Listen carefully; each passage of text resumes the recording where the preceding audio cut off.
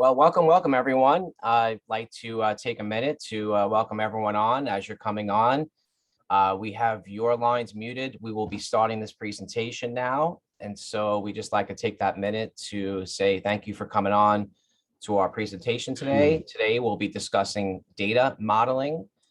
And we have a talk by Peter Rockefeller. Peter Rockefeller is a highly regarded trainer, consultant, and mentor to business and systems analysts, and brings an extensive background of practical experience to his work.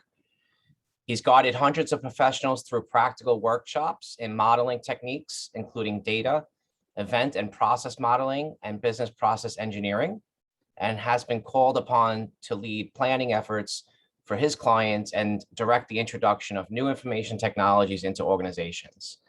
Over the past 40 years, he's led or participated in more than 50 projects, spanning every phase of the software development lifecycle. So we're happy to have Peter on today with us. Peter, why don't you take it away? Thank you, Danny, for that introduction. As Danny said, data modeling is my passion. I've been studying it and practicing it for 30 plus years, and it's very interesting, and it never loses interest for me. I'm very happy to be sharing it with you these days, this day. So the question is, what is a data model? Well, a data model is a way of seeing the world. And we can actually go back to Plato and Aristotle for the first data models. Plato said, the world that appears to our senses is in some way defective and filled with error. But there is more real and perfect realm populated by entities called forms or ideas that are eternal and changeless. Aristotle took this concept of forms further. He said, forms do not exist independently of things. Every form is the form of something. Well, in practice, we build data models to represent the forms and essences of what's out there in reality. We do this by discovering the things of interest to us, and we show these things as data entities. Well, data modeling is an essential step in the software development lifecycle. It aligns the business and technical professionals at the outset of a project by providing a shared understanding of the business, and it provides the basis for an organization's data architecture. What are some of the benefits of data modeling? Well, just as architects consider blueprints before constructing a building, so business architects need to consider the enterprise's data before designing an application or a database. A well thought out data model helps to define the business problem. It removes ambiguity and it enables designers and developers to proceed confidently in the execution of their solution. Data model production also promotes a consensus among developers, customers, and other stakeholders, and it ensures agreement on the vocabulary and terminology. Data models provide a framework for the data to be used within information systems by providing a specific definition and format for all components. When used consistently within an organization, data models help to achieve compatibility of data across systems. And data models are the basis for relational database designs that support SQL queries. In summary, data models provide the means for building quality software in a predictable manner. Now, how is data modeling actually done in the real world? Well, data modeling is an activity that's conducted in guided workshops with subject matter experts in attendance along with other stakeholders. The work session is conducted by a trained facilitator and the outcomes are recorded by a scribe. The process of discovering and generating a data model serves to elicit, identify, and define the data needs of the organization, and it leads to the construction of the organization's data architecture. The act of data modeling defines not just data elements, but also the structures that they form and the relationships between them. Some practitioners of data modeling consider it an art, others consider it a science. In either case, it's a craft, and it requires a high level of business acumen and attention to detail.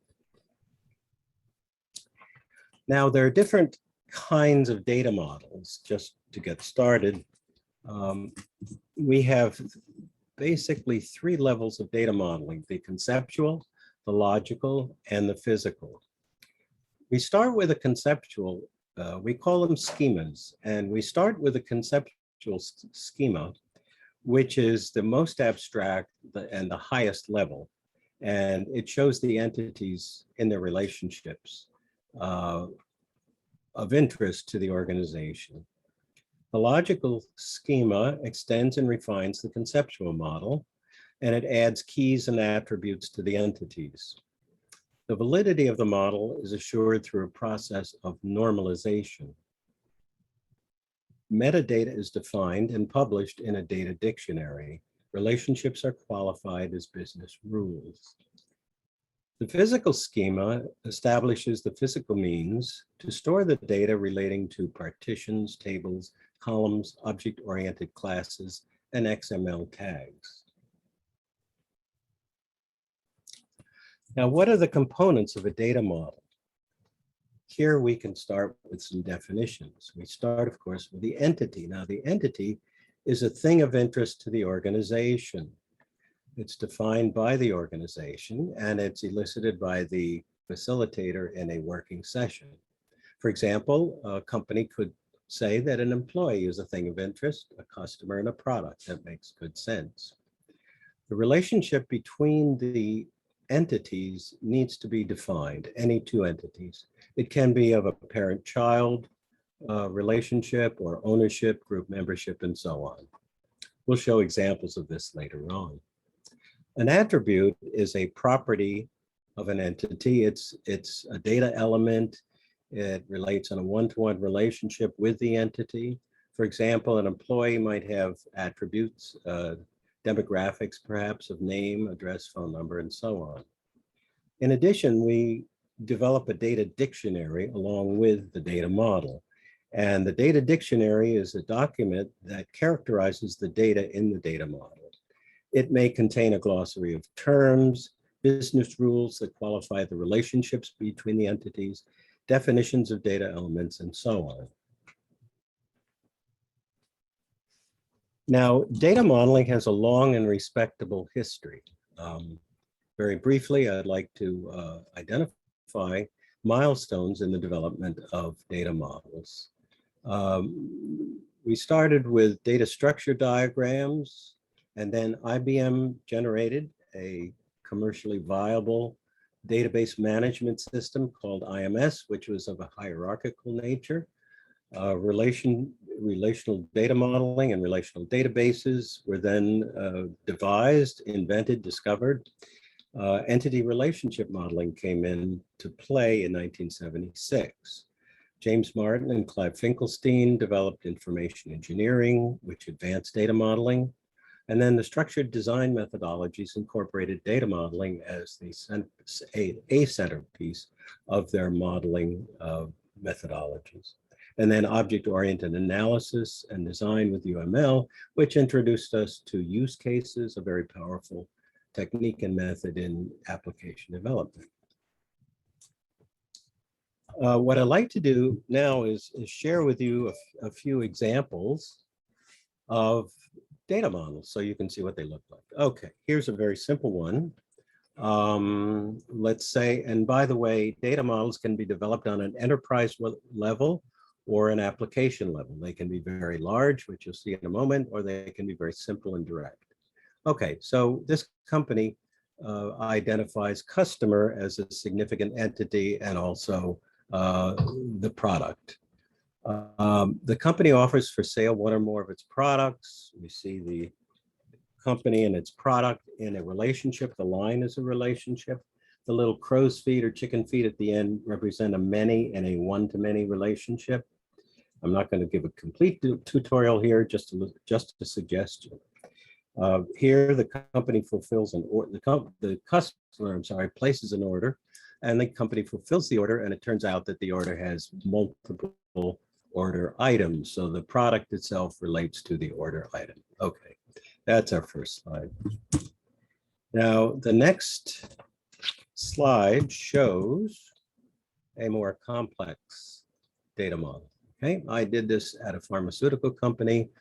I really wanted to know what's going on here. And as a contractor, I will enter a new and alien environment. And I need to know directly what is going on here. What I saw going on at the pharmaceutical company was experiments. That was the core, the essence, the soul of what the research and development groups within a pharmaceutical company conducted. So here we've developed a much more complex model for the experiment. The experiment, as you can see, is conducted by a scientist who, in the role of an experimenter, samples are used, lab equipment is used, and procedures are used, and methods. And data is generated, experimental results, and they are analyzed and reported as findings. So you see, very quickly, I was able to converge on what's the essence, the essentials of what's going on here. Note that the relationships, that is the line between the entities, has been characterized here as what kind of a relationship this is. So this gets much more complex quickly, but it also has much more information of use to the enterprise. Okay, so the next data model, and it becomes ever more complex and larger scope. This was something I did several months ago when my wife received a statement from the medical insurance carrier, and we couldn't figure out whether we owed a chunk of money or whether it was a benefit that was covered or whether it had been paid. So what I did was lay out a data model to explain to myself and to my wife what was going on, who were the players, what were their relationships, and so on. So as much as you care to dive into this, there's a lot of information here. It was extremely helpful for clearing up the complexities of the healthcare system. Okay, and on the final data model, which is fairly dense, and this was done for an insurance company. I don't expect you to be able to read every part of it, but what I wanted to show you at an enterprise level or a very high level, it's possible to group entities into what's called subject areas or domains, and this makes it easier to read. For example, a business lead or an executive, and you can say here are the data elements, the data entities that are associated with this subject of concern. We also can use color coding to show the types of entities and so on and so forth. So we can add ever more data and information depending on the viewer and what their purposes are. So that's the end of my presentation, Danny. Awesome. That was Q&A. great. Thank That you. was that was a quick overview. So Absolutely. but there's a lot Well, there. for sure, I'm sure there'll be questions. Mhm. I have questions as well. And then I think what we're going to do here is just touch on a few more items and then open it up. So if you do have questions, you could start to send them on the comments on the chat off these on the webinar here. You'll see a chat box. And we'll come back to that in just a couple of minutes to answer any questions you may have. So just to tell you a little bit about Gate, Gate is a full service IT consulting staffing agency. Not only do we provide staffing and consulting, but we also provide value for you, our audience. And we come on once a month and we offer these little workshops, so to speak, or some trainings and things like that to kind of talk a little bit about the industry and bring on experts such as Peter. We as a company are highly experienced in recruitment, consulting, and digital marketing and IT. We service startups and to enterprise level clients, and we serve all parts of the US. So if anyone out there that happens to need placement or consulting advice on how to handle your hiring needs, that's what we can also offer you as well. We do have a network pool of over 10,000 candidates and consultants. We offer inclusive staffing solutions or one-off candidates, for your needs. We offer executive retained, contingency, and managed search options, as well as part-time and full-time consultants. We do specialize as well in workday solutions across all enterprise applications and also offer offshore consultants. What makes us really different than most other agencies you may know is that we offer a state-of-the-art sourcing software. And that's a little bit about us. So why don't we get into it and open up the call here to see if there's any questions.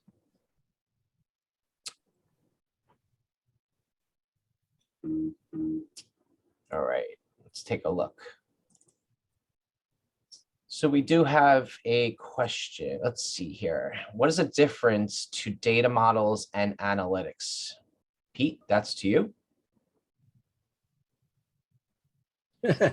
Okay, I guess we say that's a good question. Now let me think. Yes, data models and data analytics. Okay. Data models are iconic representations of relationships. They're static in the sense that once we have them, we were able to create the data architecture of an enterprise. We can design databases and populate the databases with data. Hopefully we did a good job in designing the database and came up with a fully normalized data model so we can have confidence in it. Data analytics is a bunch of methods and processes and steps in deriving information and meaning from the database. Now, the database needs to be populated, obviously, with data, and that can be generated from business transactions and so on. So let's say we have a database. Data analytics looks at the actual data points, that is the real data that's generated into the database, and analyzes the data for a particular purpose. Sometimes it's called data mining. Data analytics will extract data from the database according to certain queries if you're using SQL. And then from that extraction, we'll see patterns, right? Data analytics looks for patterns. And from those patterns, extracts meaning according to the purpose of the client who makes the request. Anecdotally, I was working at a healthcare insurance company and we were preparing for the Affordable Care Act rollout. And we wanted to know how to design the website. And the first thing we did was go into the data, the raw data of the business activities, the premiums and the claims by the clients. And we analyzed the data according to what were the personas that would present themselves at the Affordable Care Act website. And we came up with 6 personas. And we did that by analyzing the data, purely by analyzing the data. We saw clusters and groupings in the data that we didn't know what to name. So we had business experts say, well, here's the potential client who could be what they call the young invincibles who feel they don't need health insurance, okay? So it's a powerful tool in extracting patterns and then interpreting those patterns for meaning so that you can use them, for example, in designing your websites. Awesome. Let's see what else we have here. How close will your PDM reflect your IDM? Thank you, Victoria. I'm sorry, I didn't quite understand that. So the question was, how close will your PDM reflect your IDM? Could you break out the acronym? The Victoria? PDM, physical data model. Physical reflect logical. Oh, okay. How closely? Yes. Oh, okay. Going from the logical to the physical is a processing step in designing a database, for example, where you're binding it to the technologies. That is, if you're mapping it to a relational database, it'll be different from a hierarchical database or a network database. So once you've captured, so how closely will it reflect? It has to be a valid representation. Physical data models can be denormalized. We said that the logical needs to be normalized, and that's a process that makes sure there's no duplication of data across tables and so on. A physical database can be denormalized, which means putting little shortcuts in to support queries, okay? So the end product of a logical database is a normalized relational database, which is structured to be valid. A physical data model can be denormalized to allow query to go faster, for example. Logicals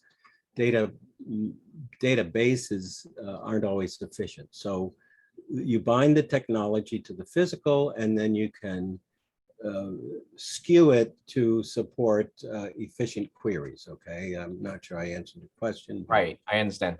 Mm-hmm. We have some, let's see, what are some of the top skills needed to be a data modeler? And do you see a need for this in the current market?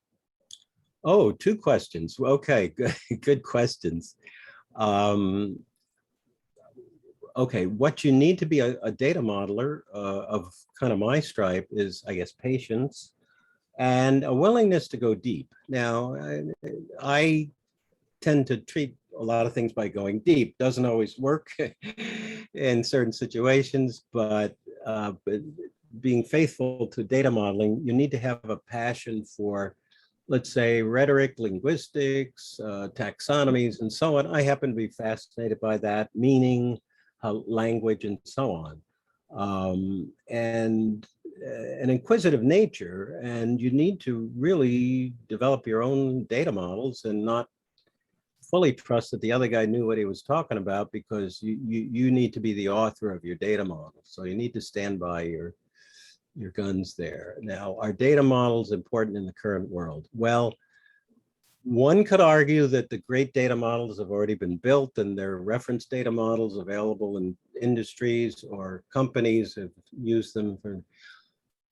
But on an application level, you need to reinvent your data model over and over again. So yes, they are important. If you're designing websites, for example, on the front end, you're designing screens, and the back end, you're designing databases. So you need to be, let's say, true to the authentic, valid data model that underlies the data. One fellow I worked with years ago, John Zachman, said that what we're doing is really making the implicit explicit. So there is a data model there, whether you see it or not, implicitly, but data modelers bring it forward and make it explicit. So I think it's important in the current world, yes. Okay, that makes sense, yeah, absolutely. So another question, 3NF, can you define what 3NF is? And is it true that all databases should be in 3NF? Wow, good questions. Who's asking these questions? 3NF is third normal form. And when we discussed, or I spoke about normalization in a logical data model, this was being true to the relational data structure, data model structure. And you go through various steps to make sure that you aren't duplicating data, for example, across entities. If a particular data element like name appears in, well, I was enrolling in college and they got it all screwed up because they had my demographic data on 3 separate databases and it was inconsistent. So getting through the normal forms removes the inconsistencies. There are arguably up to 5 normal forms. Nobody ever goes to 5th normal form unless you're in NASA shooting a rocket to the moon, perhaps, or a military operation. But we're talking about general business processing. Third, if you get the third, that's really good, okay? Now, I'm sorry, the second question was, I'm sorry, I forgot. Is it true that all databases should be in 3NF? Well, arguably, you should get as far down the normal form, up this normal form ladder as you can for integrity. If you're true to the precepts of, the relational data modeling, you need to get the third normal form, and that can be quite a reach. There are databases out there now that are non-relational, so no. I believe that non-relational databases do not subscribe to the to the rigor of the third normal form in relational. Okay, awesome. We don't have any other questions, but I will say that if you do, this is going to be recorded. This will also be posted on our social media. And if you'd like to leave a comment or a question, also Peter is available for projects or consultation if necessary, or if that's something you're interested in. Please let us know so that we can connect you with Peter if there's any projects that you're thinking of or questions that you may have. And here's some other ways in which you can find or get in touch with us at Gate. So just to respect everyone's time, we are at just about, well, we just made it, right? Don't have anything else to add, Peter? Is there any closing? Well, thanks for the great questions. They were stump the expert. Get the old brain cells working there. Good questions. I appreciate it. So thank you. Enjoyed the webinar. Thank you very much. Awesome. Well, thanks a lot, Peter, and thank you for everyone for coming on. And we'll see you on the next one. Stay tuned and connect with us on social media. Thank you.